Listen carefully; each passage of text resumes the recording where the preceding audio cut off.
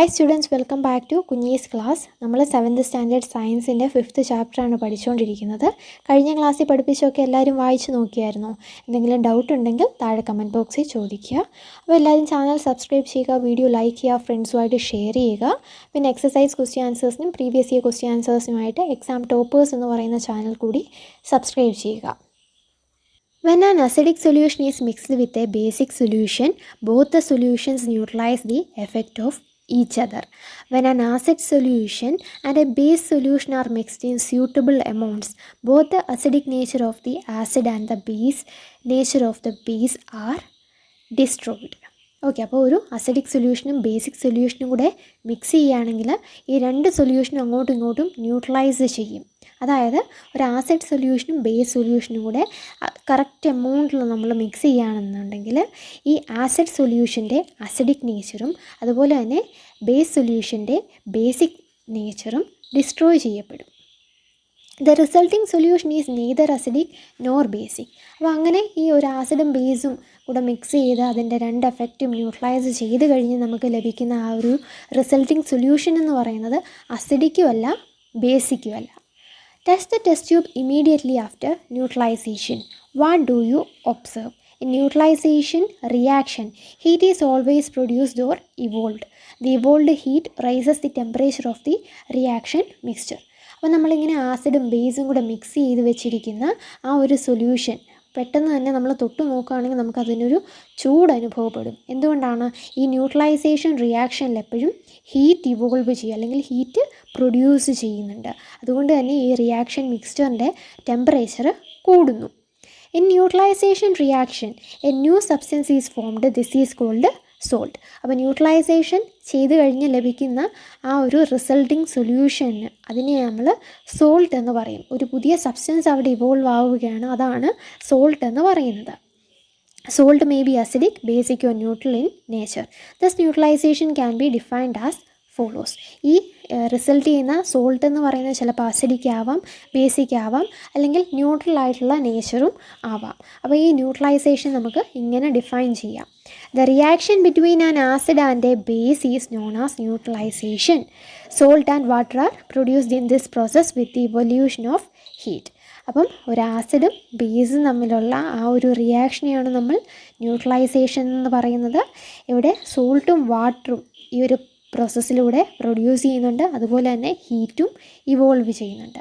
അപ്പോൾ എന്താണ് ന്യൂട്രലൈസേഷൻ എന്ന് ചോദിച്ചാൽ ഈ ഒരു പാരഗ്രാഫ് വേണം എഴുതാനായിട്ട്. അതിൻ്റെ കൂടെ താഴെ തന്നിരിക്കുന്ന ആ ഒരു റിയാക്ഷനും എഴുതണം. Acid plus base gives salt plus water, heat is evolved. Okay, അപ്പോൾ ഇതാണ് നമ്മുടെ ഇക്വേഷൻ എന്ന് പറയുന്നത്. അപ്പോൾ ഈ ഇക്വേഷനും അതുപോലെ തന്നെ ഈ ബ്ലാക്ക് ബോൾഡ് ലെറ്ററിൽ തന്നിരിക്കുന്ന ഈ സെൻറ്റൻസും എഴുതുക. ന്യൂട്രലൈസേഷൻ എന്താണെന്ന് ചോദിച്ചാൽ പിന്നെ നമുക്കൊരു എക്സാമ്പിൾ ഇതിൻ്റെ കൂടെ എഴുതാം. അതാണ് hydrochloric acid plus sodium hydroxide gives sodium chloride plus water. ഇവിടെ ഹൈഡ്രോക്ലോറിക് ആസിഡ് എന്ന് പറയുന്ന ആസിഡും സോഡിയം ഹൈഡ്രോക്സൈഡ് എന്ന് പറയുന്ന ബേസും കൂടെ ചേർന്നപ്പം സോഡിയം ക്ലോറൈഡ് എന്ന് പറയുന്ന സോൾട്ടും അതിൻ്റെ കൂടെ തന്നെ വാട്ടറും പ്രൊഡ്യൂസ് ചെയ്യപ്പെട്ടു. അതിൻ്റെ കൂടെ ഹീറ്റ് ഈസ് ഇവോൾവ്ഡ് എന്നും കൂടി എഴുതണം. ഓക്കെ, അപ്പോൾ ഇതാണ് നമ്മുടെ ന്യൂട്രലൈസേഷൻ, അതിൻ്റെ ഇക്വേഷൻ, അതിൻ്റെ എക്സാമ്പിൾ. അപ്പോൾ ന്യൂട്രലൈസേഷൻ എന്ന് പറഞ്ഞാൽ എന്താണ്? ഒരു ആസിഡ് സൊല്യൂഷനും ബേസ് സൊല്യൂഷനും കൂടെ മിക്സ് ചെയ്യുകയാണെങ്കിൽ ആ ആസിഡ് സൊല്യൂഷൻ്റെ അസിഡിക് നേച്ചറും ബേസ് സൊല്യൂഷൻ്റെ ബേസിക് നേച്ചറും ഡിസ്ട്രോയ് ചെയ്യപ്പെടും അല്ലെങ്കിൽ നഷ്ടപ്പെട്ടു പോകും. അങ്ങനെ റിസൾട്ട് ചെയ്യുന്ന ആ സൊല്യൂഷൻ എന്ന് പറയുന്നത് അസിഡിക്കും ആയിരിക്കത്തില്ല, ബേസിക്കും ആയിരിക്കത്തില്ല. ഓക്കെ, അങ്ങനെ ഈ ന്യൂട്രലൈസേഷൻ റിയാക്ഷൻ നടക്കുമ്പം ഹീറ്റ് ഇവോൾവ് ചെയ്യാറുണ്ട്, അല്ലെങ്കിൽ ടെമ്പറേച്ചർ ഈ റിയാക്ഷൻ മിക്സ്ചറിൻ്റെ ടെമ്പറേച്ചർ റൈസ് ചെയ്യാറുണ്ട്. ഈ ന്യൂട്രലൈസേഷൻ റിയാക്ഷനിലൂടെ നമുക്ക് ലഭിക്കുന്ന സബ്സ്റ്റൻസ് എന്ന് പറയുന്നത് സോൾട്ടാണ്. ഇത് അസിഡിക്കോ ബേസിക്കോ ന്യൂട്രലോ നേച്ചറൊക്കെ ആകാവുന്നതാണ്. അതുപോലെ തന്നെ ഈ ന്യൂട്രലൈസേഷൻ്റെ ഡെഫിനിഷനും അതിൻ്റെ ഇക്വേഷനും അതിൻ്റെ എക്സാമ്പിളും ഇവിടെ തന്നിട്ടുണ്ട്. അപ്പോൾ ഈ ബാക്കി കാര്യങ്ങളൊക്കെ മനസ്സിലാക്കി വെച്ചിരുന്നാൽ മതി. ഈ ഡെഫിനിഷനും ഇക്വേഷനും എക്സാമ്പിളും വേണം എക്സാമിന് വേണ്ടിയിട്ട് പഠിക്കാൻ. Okay, Buju added dilute sulfuric acid to lime water. Will the reaction mixture become hot or cool?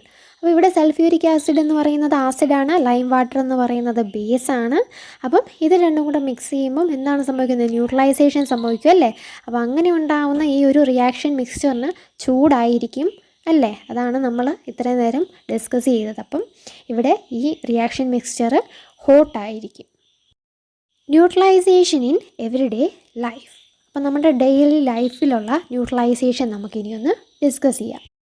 First one, indigestion. അപ്പോൾ stomach contains hydrochloric acid. It helps us to digest food as you have learned in chapter 2. But too much of acid in the stomach causes indigestion. നമ്മുടെ സ്റ്റൊമക്കിൽ hydrochloric acid ഉണ്ട്. എന്തിനു വേണ്ടിയിട്ടാണ്? Digestion, ഫുഡിൻ്റെയൊക്കെ digestion വേണ്ടിയിട്ട്, അല്ലെങ്കിൽ ആ digestion help ചെയ്യാൻ വേണ്ടിയിട്ടാണ് നമുക്ക് ഈ ഹൈഡ്രോക്ലോറിക് ആസിഡ് നമ്മുടെ സ്റ്റൊമക്കിലുള്ളത്. അപ്പോൾ ഈ ഹൈഡ്രോക്ലോറിക് ആസിഡ് ഒരുപാടാവുകയാണെങ്കിലും ഇൻഡൈജഷൻ സംഭവിക്കും. ഓക്കെ, അപ്പം നമ്മുടെ ഫുഡിനെ ഡൈജസ്റ്റ് ചെയ്യാനായിട്ട്, അല്ലെങ്കിൽ ഫുഡിൻ്റെ ഡൈജഷനെ ഹെൽപ്പ് ചെയ്യുന്ന ഒരു കമ്പോണൻ്റാണ് ഈ ഹൈഡ്രോക്ലോറിക് ആസിഡ് എന്ന് പറയുന്നത്. ഇത് നമ്മുടെ സ്റ്റൊമക്കിൽ ഉണ്ട്. പക്ഷേ ഇത് അധികമാവുകയാണെങ്കിൽ ഇൻഡൈജഷൻ സംഭവിക്കും. Sometimes indigestion is painful. To relieve indigestion, we take an antacid such as milk of magnesia, which contains magnesium hydroxide. It neutralizes the effect of excessive acid. ഈ ഇൻഡൈജഷൻ എന്ന് പറയുന്നത് വളരെ പെയിൻഫുൾ ആയിട്ടുള്ള ഒരു പ്രോസസ്സാണ്. അതുപോലെ തന്നെ ഈ ഇൻഡൈജഷൻ സംഭവിക്കുക, അല്ലെങ്കിൽ ഒരുപാട് ആസിഡ് കണ്ടന്റ് നമ്മുടെ സ്റ്റൊമക്കിൽ വരികയാണെങ്കിൽ നമുക്ക് അസിഡിറ്റിയും അങ്ങനെ ഒരുപാട് പ്രശ്നങ്ങൾ നമുക്ക് അനുഭവപ്പെടും അല്ലേ? അപ്പം ഈ അസിഡിറ്റി ആണ്, അല്ലെങ്കിൽ പുളിച്ചു തേട്ടലെന്നൊക്കെ പറഞ്ഞ് കേട്ടിട്ടില്ലേ? അതൊക്കെ ഈ ആസിഡിൻ്റെ അമിതമായിട്ടുള്ള സെക്രീഷൻ കാരണമാണ്, അല്ലെങ്കിൽ അമിതമായിട്ടുള്ള പ്രൊഡക്ഷൻ കാരണമാണ് സംഭവിക്കുന്നത്. അപ്പോൾ ഇങ്ങനെ ഒരുപാട് ആസിഡ് വരിക, അല്ലെങ്കിൽ ഇൻഡൈജഷൻ വരിക, അങ്ങനെ എന്തെങ്കിലും പെയിൻഫുൾ ആയിട്ടുള്ള ഒരു കണ്ടീഷൻ നമ്മുടെ സ്റ്റൊമക്കിൽ നടക്കുകയാണെങ്കിൽ നമ്മൾ ആ സമയത്തൊരു അൻറ്റാസിഡാണ് എടുക്കുന്നത്. മിൽക്ക് ഓഫ് മഗ്നീഷ്യം ഒക്കെ പോലത്തെ അൻറ്റാസിഡാണ്. അതിൻ്റെ അകത്തെ കണ്ടൻ്റ് എന്ന് പറയുന്നത് മഗ്നീഷ്യം ഹൈഡ്രോക്സൈഡാണ്. ഈ മഗ്നീഷ്യം ഹൈഡ്രോക്സൈഡ് എന്താണ്? അതൊരു ബേസ് ആണ് അല്ലേ? അപ്പം നമ്മുടെ വയറ്റിലുള്ള ആസിഡാണ്. അപ്പോൾ അതിനെ ന്യൂട്രലൈസ് ചെയ്യാനായിട്ട് നമ്മളൊരു ബേസാണ് ആഡ് ചെയ്യുന്നത്, അല്ലെങ്കിൽ നമ്മൾ കഴിക്കുന്നതൊരു ബേസാണ്. അപ്പോൾ എന്ത് സംഭവിക്കും? അവിടെ ന്യൂട്രലൈസേഷൻ സംഭവിക്കും. അങ്ങനെ എക്സസീവ് ആയിട്ടുള്ള ആസിഡിൻ്റെ ആ ഒരു എഫക്റ്റ് മാറുകയും ചെയ്യും. അപ്പം നമുക്കിനി ആർക്കെങ്കിലും ഇൻഡൈജഷൻ ഉണ്ടാവുക, അല്ലെങ്കിൽ അസിഡിറ്റി ഉണ്ടാവുകയാണെങ്കിൽ നമ്മൾ അൻറ്റാസിഡ് വേണം എടുക്കാനായിട്ട്. അതിൻ്റെ റീസൺ നമുക്ക് മനസ്സിലായില്ല. നമ്മുടെ ആസിഡും ഈ ബേസും കൂടെ ചേർന്ന് ന്യൂട്രലൈസേഷൻ സംഭവിച്ച് ഈ എക്സസീവ് ആസിഡിൻ്റെ ആ ഒരു എഫക്റ്റ് മാറിക്കിട്ടാൻ വേണ്ടിയിട്ടാണ്. ഓക്കെ, അപ്പോൾ ഇതിന് വേണ്ടിയിട്ടാണ് നമ്മൾ അൻറ്റാസിഡ് എടുക്കുന്നത്. Ant bite. When an ant bites, it injects the acidic liquid into the skin. The effect of the acid can be neutralized by rubbing moist baking soda or calamine solution which contains zinc carbonate. അപ്പോൾ ഇനി ഒരു അടുത്ത കാര്യമാണ് and byte എന്ന് പറയുന്നത്. അതായത് ഉറുമ്പ് കടിക്കുക. ഉറുമ്പ് കടിക്കുമ്പോൾ നമ്മുടെ ബോഡിയിലേക്ക് ഫോമിക് ആസിഡാണ് ഇഞ്ചെക്റ്റ് ചെയ്യുന്നത്. അപ്പം ഈ ഫോമിക് ആസിഡിനെ നമ്മൾ ന്യൂട്രലൈസ് ചെയ്യാൻ വേണ്ടിയിട്ട് ഒന്നെങ്കിൽ ബേക്കിംഗ് സോഡ കൊണ്ടൊന്ന് റബ്ബ് ചെയ്യുക, അല്ലെങ്കിൽ കലാമിൻ സൊല്യൂഷൻ കൊണ്ട് റബ്ബ് ചെയ്യുക. അപ്പോൾ ഇനി മുതൽ നിങ്ങളുടെ കാലയിലോ കയ്യിലോ വല്ല ഉറുമ്പ് കടിക്കുകയാണെങ്കിൽ എന്ത് ചെയ്യും? നമുക്ക് ഇച്ചിരി വേദനിക്കും അല്ലേ? അപ്പോൾ ആ വേദന മാറ്റാൻ വേണ്ടിയിട്ട് കുറച്ച് ബേക്കിംഗ് സോഡ ഒന്ന് റബ്ബ് ചെയ്യുകയോ, അല്ലെങ്കിൽ കലാമിൻ സൊല്യൂഷൻ ഒന്ന് റബ്ബ് ചെയ്യുകയോ ചെയ്താൽ മതി. ഈ ബേക്കിംഗ് സോഡ എന്ന് പറയുന്നത് ഒരു ബേസിക്കാണ്, നമുക്കറിയാം അല്ലേ? അതുപോലെ തന്നെ കലാമിൻ സൊല്യൂഷനിൽ സിങ്ക് കാർബണേറ്റ് ഉണ്ട്. ഈ സിങ്ക് കാർബണേറ്റും ബേസിക്കാണ്. അപ്പം ഈ ആൻറ്റിൻ്റെ ബൈറ്റിൽ നിന്ന് ലഭിക്കുന്ന ഫോമിക് ആസിഡ് എന്ന് പറയുന്ന ആസിഡിനെ ന്യൂട്രലൈസ് ചെയ്യാൻ വേണ്ടിയിട്ടാണ് ഈ ബേക്കിംഗ് സോഡ അല്ലെങ്കിൽ കലാമിൻ സൊല്യൂഷനൊക്കെ നമ്മൾ അപ്ലൈ ചെയ്യുന്നത്. അപ്പോൾ ഇത് ഒരു ന്യൂട്രലൈസേഷനാണ് അല്ലേ? അപ്പം നമ്മൾ ഡെയിലി ലൈഫിൽ ഇൻഡൈജഷൻ പഠിച്ചു, അതുപോലെ തന്നെ ആൻറ്റ് ബൈറ്റും പഠിച്ചു അല്ലേ? രണ്ട് കാര്യങ്ങൾ നമ്മൾ പഠിച്ചു. അടുത്തതാണ് soil treatment. Excessive use of chemical fertilisers makes the soil acidic. Plants do not grow well when the soil is either too acidic or too basic. അപ്പോൾ ഒരുപാട് കെമിക്കൽ ഫെർട്ടിലൈസേഴ്സ് നമ്മളിങ്ങനെ സോയിലിലേക്ക് ആഡ് ചെയ്തിരിക്കുമ്പോൾ എന്ത് സംഭവിക്കും? അത് അസിഡിക് ആയിട്ട് മാറും അല്ലേ?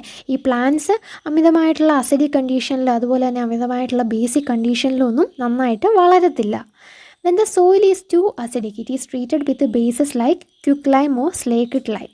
അപ്പോൾ ഈ സോയിൽ വളരെയധികം അസിഡിക് ആവുകയാണെങ്കിൽ, അല്ലെങ്കിൽ അസിഡിക് കണ്ടൻറ്റ് ധാരാളം ഈ സോയിലുണ്ടെങ്കിൽ നമ്മൾ ബേസസ് ആയിട്ടുള്ള ക്വിക്ക് ലൈമോ അതുപോലെ തന്നെ സ്ലേക്കഡ് ലൈമോ ഒക്കെ കൊണ്ട് ട്രീറ്റ് ചെയ്യും. If the soil is basic, organic matter is added to it. ഇനി ഈ സോയിൽ ബേസിക് ആണെങ്കിൽ എന്ത് ചെയ്യും? ഓർഗാനിക് മാറ്റർ, അതായത് കമ്പോസ്റ്റ് ഒക്കെ ഇല്ലേ, അതൊക്കെ ഇതിലേക്ക് ആഡ് ചെയ്യും.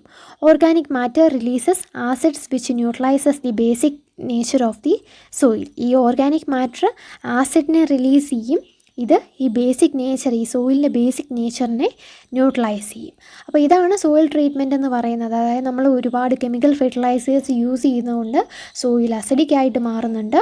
പ്ലാന്റ്സ് അമിതമായിട്ടുള്ള അസിഡിക് കണ്ടീഷനിലും അതുപോലെ തന്നെ ബേസിക് കണ്ടീഷനിലും ഒന്നും വളരത്തില്ല. അപ്പം നമുക്ക് സോയിലിൽ അസിഡിക് കണ്ടീഷൻ ഉണ്ടെങ്കിൽ അത് ചേഞ്ച് ചെയ്യണം, അതുപോലെ തന്നെ ബേസിക് കണ്ടീഷൻ ഉണ്ടെങ്കിൽ അതും ചേഞ്ച് ചെയ്യണം അല്ലേ. അപ്പോൾ അസിഡിക് കണ്ടീഷൻ എങ്ങനെയാണ് നമ്മൾ മാറ്റുന്നത്?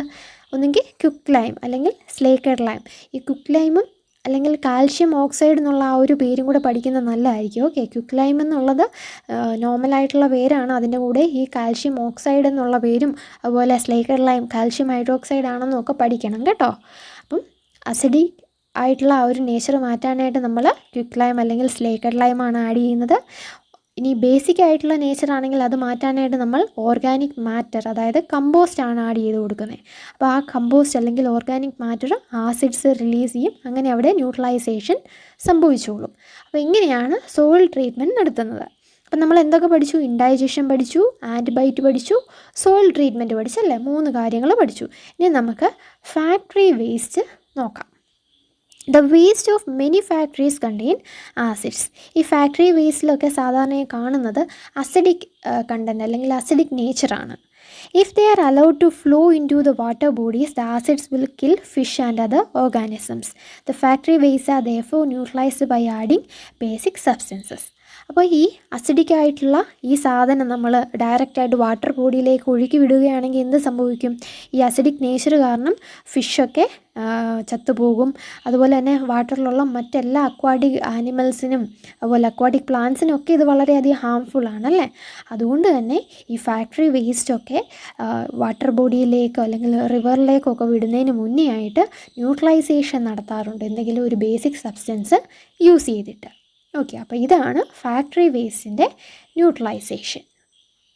അപ്പോൾ ന്യൂട്രലൈസേഷൻ ഇൻ എവറിഡേ ലൈഫ് ചോദിക്കുകയാണെങ്കിൽ indigestion, antibiotic, soil treatment, factory വേസ്റ്റൊക്കെ നമുക്ക് എഴുതാം.